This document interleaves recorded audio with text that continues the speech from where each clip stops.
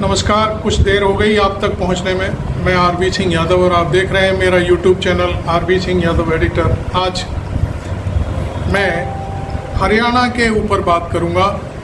हरियाणा में जो कुगत हुई है कांग्रेस की, उसकी जिम्मेदारी किसकी है?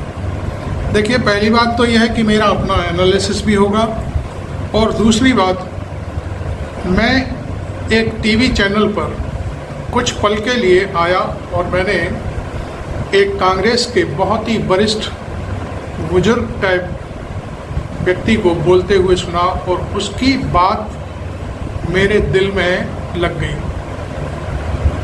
उस बात का भी मैं जिक्र करूंगा और मैं खुद भी ये बात करूंगा कि कांग्रेस की ये कुगति क्यों हुई। यही नहीं है, कांग्रेस की कुगत यही नहीं हुई है, कांग्रेस की कुगत जम्मू में भी हुई है। मैं आपको बताऊं, यदि वहाँ पर नेशनल कॉन्फ्रेंस नहीं होती तो जम्मू और कश्मीर में भी सरकार नहीं बनती। केवल 6 सीटें मिली हैं वहाँ पर, कौन सी तोप चल गई। खैर, मैं चूँकि वहाँ सरकार बन चुकी है, बन जाएगी एक आध दिन में, फारूक अब्दुल्ला के बेटे चीफ मिनिस्टर बन जाएंगे। लेकिन जो हरियाणा की बात है उस पर मैं आज डिटेल में आपसे बात करूँगा, और मैं ये चाहता हूँ कि मेरा वीडियो पूरा अंत तक ज़रूर देखिए, और आपको अच्छा लगे तो लाइक करिए, और अच्छा मेरी रिपोर्टिंग ठीक लगे तो आप मेरे चैनल को सब्सक्राइब भी करिए। खैर, अब मैं इस हरियाणा की हार के लिए सीधे सीधे राहुल गांधी को जिम्मेदार मानता हूँ। राहुल गांधी या तो कानों के कच्चे हैं या अभी भी राजनीति करने से डरते हैं। देखिए, एक उदाहरण के तौर पर मैं आपको बता दूं कि भारतीय जनता पार्टी में एकमात्र एक लीडर है, वो है नरेंद्र मोदी। नरेंद्र मोदी के आगे कोई भी सिर उठाता है उसका सिर पॉलिटिक्स में कलम कर दिया जाता है। पॉलिटिक्स में कलम करने का मतलब आप उसको ये मत समझिए कि चाकू और छुरियां चलती हैं, उसको धराशायी कर दिया जाता है। ये है मेरा कहने का अर्थ। कितने उदाहरण दूं आप बताइए? जितने उदाहरण देने हों मैं गिनवा सकता हूं। खैर, वो एक अलग पार्टी है और निश्चित तौर पर वहाँ पर एक व्यक्ति की बात चलती है, जिसको वो चाहते हैं वो चीफ मिनिस्टर बनता है, जिसको वो चाहते हैं मंत्री बनता है, जिसको वो चाहते हैं राष्ट्रीय अध्यक्ष बनता है, और जिसको वो चाहते हैं प्रदेश का अध्यक्ष बनता है। वहाँ और किसी की कोई दखलंदाजी नहीं है। आखिरकार राहुल गांधी ऐसा कब बनेंगे, इस टाइप की राजनीति कब करेंगे? जो भागे हुए लोग हैं उनको पार्टी में शामिल करना, ये मैं पिछले वीडियो में भी आपको बताया था। अशोक तंवर को 24 घंटे पहले राहुल गांधी ने अपने मंच पर क्यों आने दिया? ये तो एक बात रही, तात्कालिक बात जो मैं आपको बता रहा हूँ। दूसरी बात, राहुल गांधी पार्टी के नेता हैं कि कमलनाथ या भूपेश बघेल या दीपेंद्र हुड्डा के पिताजी भूपेंद्र हुड्डा या कुमारी शैलजा, ये सब जीतकर कैसे आते हैं राहुल गांधी भी जानते हैं और मैं भी जानता हूँ। ये सब राहुल गांधी की बदौलत जीत करके संसद में पहुँचे हैं या विधानसभाओं में पहुँचे हैं, ना कि उनके अपने बलबूते पर। जब वो अपने बलबूते पर होते तो वो अपनी पार्टियाँ बना लेते, लेकिन इन लोगों ने इस दौर में छत्तीसगढ़ से लेकर चंडीगढ़ तक राजनीति को ध्वस्त कर दिया है, जो कांग्रेस की पॉलिटिक्स है। मैं आज खुल कर के बोलूँगा और बता दूंगा कि राहुल गांधी दनादन गलती करते जा रहे हैं, और ये जब तक गलतियां नहीं सुधारेंगे, जब तक छड़ी लेकर के, डंडा लेकर के खड़े नहीं हो जाएंगे, तब तक कुछ भी नहीं होना। राहुल गांधी को झाड़ू लगानी होगी कांग्रेस पार्टी में, भागो, अब तुम्हारा यहाँ कोई रखवाला नहीं है। भूपेंद्र हुड्डा को फ्रेंचाइजी दे दी उन्होंने, शुरू से ही जनता में संदेश दिलवा दिया। छुटवैया नेता भी कह रहे हैं चीफ मिनिस्टर होंगे। अरे भाई, चीफ मिनिस्टर कब होंगे? तब जीतोगे तब होंगे ना, कि उससे पहले ही। फिर कुमारी शैलजा को भवन में चली गई। क्यों चली गई भाई? किसके बदौलत आप जीत करके आई? अपने बदौलत जीत करके आई थी क्या? या इसका मतलब क्या था? हर आदमी चीफ मिनिस्टर बनना चाहता है, हम ये मानते हैं।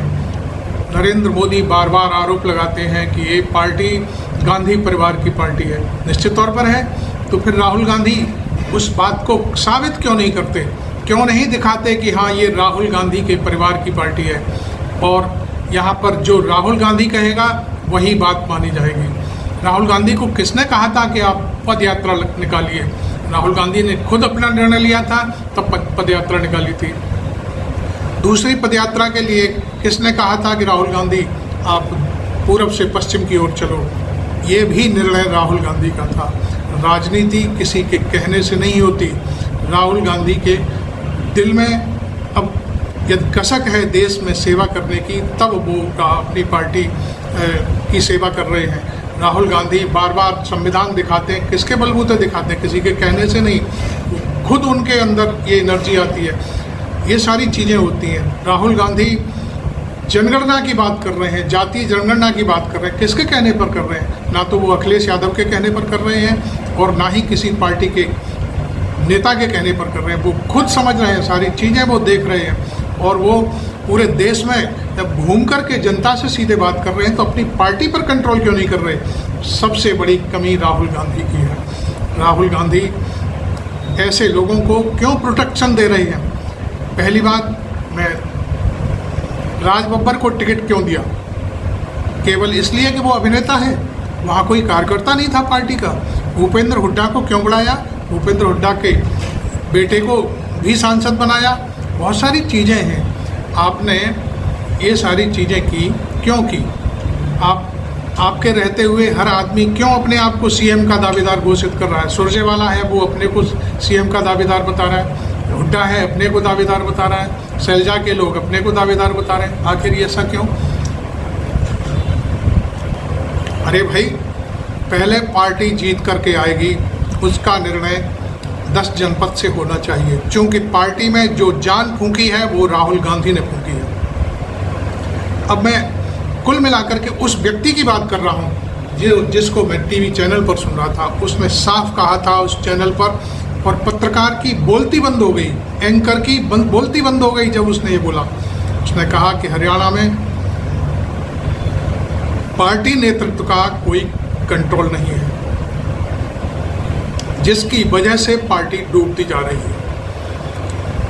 राहुल गांधी तो जननेता हैं, जननायक हैं। जब वो आते जाते हैं हरियाणा में तो सारा लाखों की तादाद में भीड़ जुटती है। फिर ये जो नेता लोग हैं ये अपने आप को क्यों कहते हैं कि हम चीफ मिनिस्टर बनेंगे और हम जितवा के ला रहे हैं? क्या मतलब रह जाता है इन सब चीज़ों का? इसलिए उसने एक बात कही, ये कोई खास बात नहीं है। हरियाणा का चुनाव 2 धड़ों में बंट गया था और उस 2 धड़ों में बांटने के लिए भारतीय जनता पार्टी पूरी तरह से सफल रही। उस धड़ेबंदी को, जो जातीय धड़ेबंदी ने बीजेपी ने जो फैलाया कि जाट बनाम अन्य 35 बिरादरी, उसको कांग्रेस पार्टी रोक नहीं पाई। ये सब बातें अंदर तक चली गई लोगों के, और ये बात राहुल गांधी नहीं समझ पाए। यदि समझ भी गए तो उन्होंने रोक क्यों नहीं लगाई? इस बात पर भाषण क्यों नहीं दिया कि वो केवल जाटों की राजनीति नहीं करते, वो सारी बिरादरियों की राजनीति करते हैं। तो ये सारी चीज़ें हैं। अभी मैं आपको बताऊं, भूपेश बघेल को फ्रेंचाइजी दे दी वहाँ पर छत्तीसगढ़ में, उसका हसरा आपने देख लिया। आप जो है कंट्रोल क्यों नहीं करते? नरेंद्र मोदी से ही कुछ सीख लेना चाहिए था। वो फटाफट सीएम बदल देते हैं, मिनिस्ट्री बदल देते हैं, इधर से उधर कर देते हैं, पता नहीं चलता कौन आदमी कहाँ से आया, और इतना लंबा फेंक दिया जाता है कि उसका पता ही नहीं चलता कि वो कभी भारतीय जनता पार्टी का मेंबर भी था या पार्टी में कोई नेता भी था। ऐसा जब तक राहुल गांधी और प्रियंका गांधी मिलकर नहीं करेंगे तब तक ये सारी धड़ेबंदियाँ चलेंगी और पार्टी गर्त में चली जाएगी। अब मैं आपको फिर आता हूँ मध्य प्रदेश पर। कमलनाथ ने जो बातें कही उन पर क्या अमल हुआ? कमलनाथ ने अखिलेश यादव के लिए क्या बोला था सारी दुनिया जानती है, पब्लिक डोमेन में है। कौन है अखिलेश? ये सब बातें क्या मतलब रह जाता है? उसका हसर आपने देख लिया। अखिलेश यादव की बिरादरी मध्य प्रदेश में कई 100% है, कई परसेंट है। सारी बिरादरी ने कांग्रेस को वोट नहीं दिया। इसी वजह से नहीं दिया कि वहाँ पर कमलनाथ ने इस तरह की कहानियाँ गढ़ी। और इसका लाभ जैसे ही चुनाव संपन्न हुआ, नरेंद्र मोदी ने तत्काल वहाँ पर यादव चीफ मिनिस्टर बना दिया। शिवराज सिंह चौहान को गला पकड़ करके एक तरफ बैठा दिया और जब बुलाया तो ऊपर कृषि मंत्री बना दिया। कृषि मंत्री की क्या हैसियत होती है, और मैं समझता हूँ कि भारत सरकार में आज कृषि मंत्री की कौन सी हैसियत है। अब जब तक नरेंद्र मोदी कोई चीज़ नहीं चाहेंगे तब तक कुछ भी नहीं हो सकता, भले ही कोई कितनी भी चापलूसी कर ले, कुछ भी कर ले। अब मैं आपको बताता हूँ हरियाणा की राजनीति का।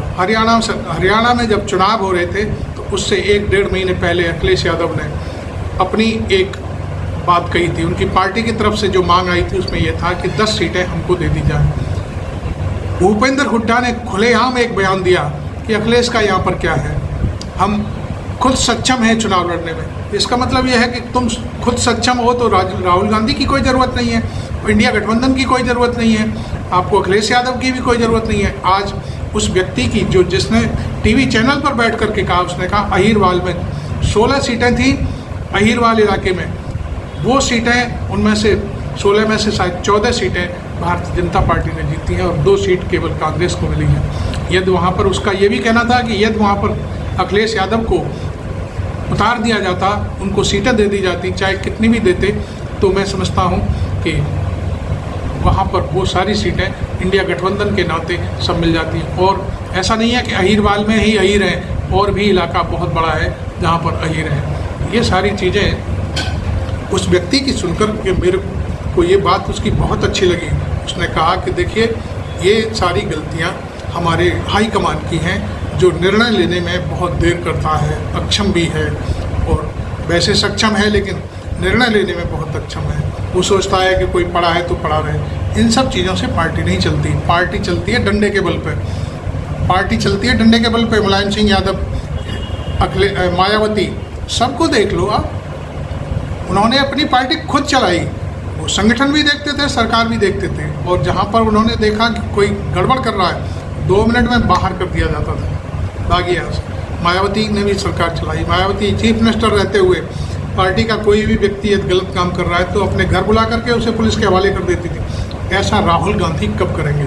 इसलिए मैं आपको बता दूं कि ये जितने भी जो नुकसान हुआ है हरियाणा में, ये सारा का सारा उसके लिए राहुल गांधी जिम्मेदार है।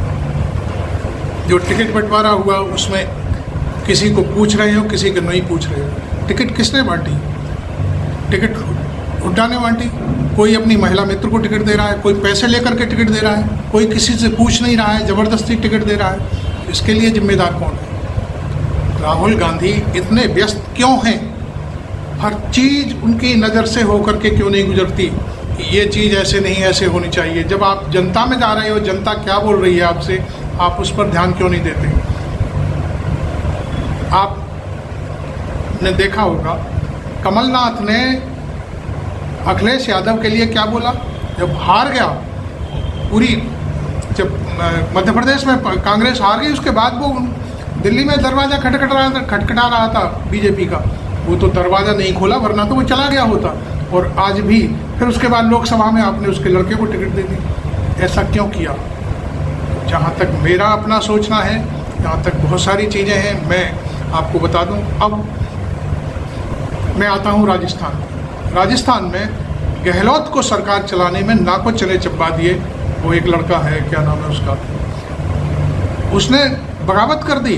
25 विधायक लेकर के वो निकलने वाला था, लेकिन हरियाणा में गुड़गांव में आकर के घेर लिया। कहीं से लीक हो गई बात और वो जैसे तैसे कंट्रोल हुआ। तो ये सारी चीज़ें हैं। वो गाहे बगाहे अपना बयान देता था। कितने लोग हैं, किसके पीछे? राहुल गांधी नहीं जाएं, राहुल गांधी नहीं बोलें तो कितने लोग जीत करके आएंगे? मैं समझता हूँ कोई नहीं जीत पाएगा।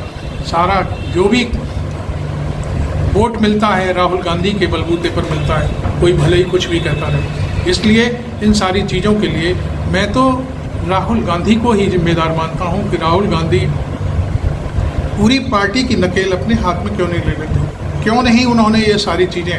ठीक है, खड़गे साहब आपके अध्यक्ष हैं, लेकिन खड़गे साहब भी इतने बुरे नहीं हैं। वो आपसे हर बात पूछ करके सारी चीज़ों पर डिस्कस करने के बाद आगे बढ़ते हैं। आप उनकी बात को ऊपर रखते हुए अपनी राय उनको क्यों नहीं देते?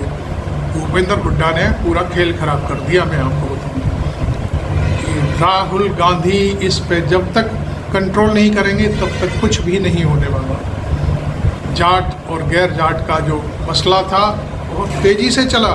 लोग जाट और गैर जाट के चक्कर में वो आंदोलन जिसमें 750 किसान मरे, किसानों का, जिसमें रोज़ाना सेना भर्ती वाला मामला है, बेरोजगारी है।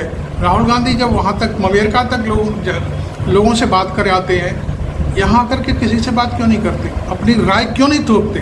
ये सब कब होगा, कब नहीं होगा, ये सारी चीज़ें राहुल गांधी पर अब डिपेंड करती हैं। और मेरा एनालिसिस तो सीधा सीधा आरोप है, राहुल गांधी जब तक पार्टी पर कमांड नहीं करेंगे तब तक ये पार्टी धरातल से ऊपर नहीं उठ सकती।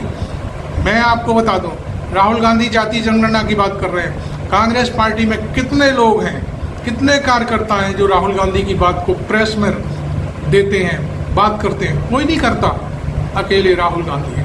संविधान बचाने की कौन बात करता है? कोई एक नेता बता दो मुझे, कोई नहीं। सब अपनी अपनी ढपली, अपना अपना राग अलापते रहते हैं। मैं राहुल गांधी को जिम्मेदार मानता हूं और मैं एक सलाह देता हूं, यदि राहुल गांधी तक ये मेरा वीडियो पहुंचता है तो राहुल गांधी कुछ नहीं करें, अपनी दादी की बायोग्राफी ही पढ़ लें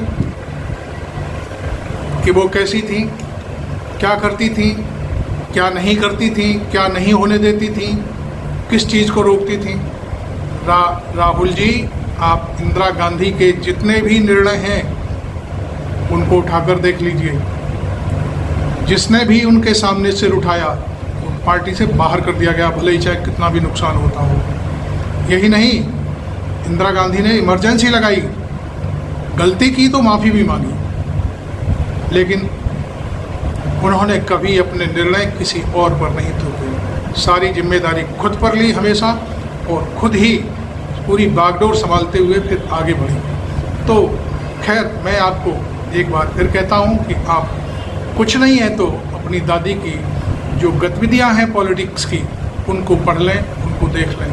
और जो आपके इर्द गिर्द लोग हैं, जो लोग आपको चला रहे हैं या चुप रहने के लिए कहते हैं, उनको एक बार से फिर परखें और तब उन पर भरोसा करें। राहुल जी, राजनीति में कोई किसी का सगा नहीं होता। हर व्यक्ति जब अभी तक तो कुछ भी नहीं था, हरियाणा में 4 लोग मुख्यमंत्री बनने के लिए सपना देख रहे थे। आज वो उनके सपने कहाँ गए, उनसे पूछिए। उनकी जिम्मेदारी थी, वो कह रहे थे नहीं हम जिता के लाएंगे, तो फिर अब वो क्या करेंगे?